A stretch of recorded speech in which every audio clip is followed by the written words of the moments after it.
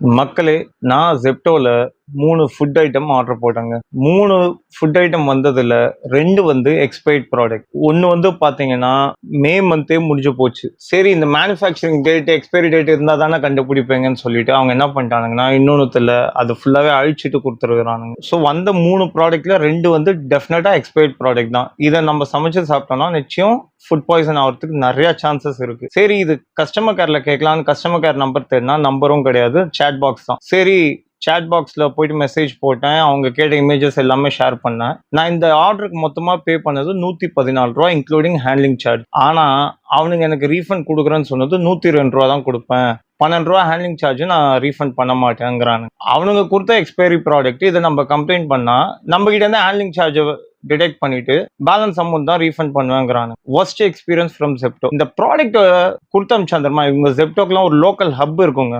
அந்த ஹப்புக்கு ஒரு மேனேஜர் இருப்பான், ஸ்டோர் மேனேஜர். அவன்கிட்ட ஒரு நாக்கு பிடிங்கிற ஒரு கேள்வி கேட்கணுங்க. ஏண்டா டேய், உன் வீட்டுல இந்த ப்ராடக்ட் எடுத்துட்டு போய் சமைச்சு கொடுப்பியா, அவங்கள சாப்பிடுன்னு இதை சொல்லுவியா, அவங்களால இது சாப்பிட முடியுமா? எக்ஸ்பைர்ட் ப்ராடக்ட் கஸ்டமர்ஸ் நான் காசு கொடுத்து வாங்குறேன், எனக்கு ஏன்டா இந்த மாதிரி ஒரு மட்டமான ப்ராடக்ட் அனுப்புற, எங்களுக்கு மட்டும் ஓசிலியா கொடுக்குற நீ, எனக்கு அறிவு வேணா உனக்கு? உன் வீட்டில் இருக்கிற குழந்தைக்கு இது சமைச்சு கொடுப்பியா? ப்ராடக்ட் ஹப்பை விட்டு வெளில போகுதுன்னா ஸ்கேன் பண்ணி தானே அனுப்பு. அந்த ஸ்கேன் பண்ற போது அது எப்போ வந்தது, எவ்வளோ பழைய ஸ்டாக், எவ்வளோ ஓல்ட் ஸ்டாக் எல்லாமே உனக்கு தெரியும்ல. தெரிஞ்சு எப்போ நீ அனுப்புறாத? அட்லீஸ்ட் உனக்கு கீழே ஒர்க் பண்றவங்க, எடுத்து வைக்கிறவங்களுக்காவது இதை சொல்லணும்ல. ப்ராடக்ட் எக்ஸ்பைரி டேட் பார்த்து வைங்க, எக்ஸ்பைரினா அதை ரிமூவ் பண்ணிடுங்க. உன் ஸ்டோர்ல ஹப்ல இருக்கிற எக்ஸ்பைரி ப்ராடக்ட்ல ரிமூவ் பண்ணாம அப்போ அப்படியே வச்சிருக்கீங்கன்னா இதுக்கு மீனிங். இதே மாதிரி என்ன நம்பிக்கையில உங்ககிட்ட நான் வாங்குறது? மக்களே, இது வந்து உங்களுக்கு ஒரு அவேர்னஸ் வீடியோ தாங்க. உங்களுக்கு வேணும்னா உங்க ஃப்ரெண்ட்ஸுக்கெல்லாம் ஷேர் பண்ணுங்க, அவங்களும் இதை பார்த்து புரிஞ்சுப்பாங்க.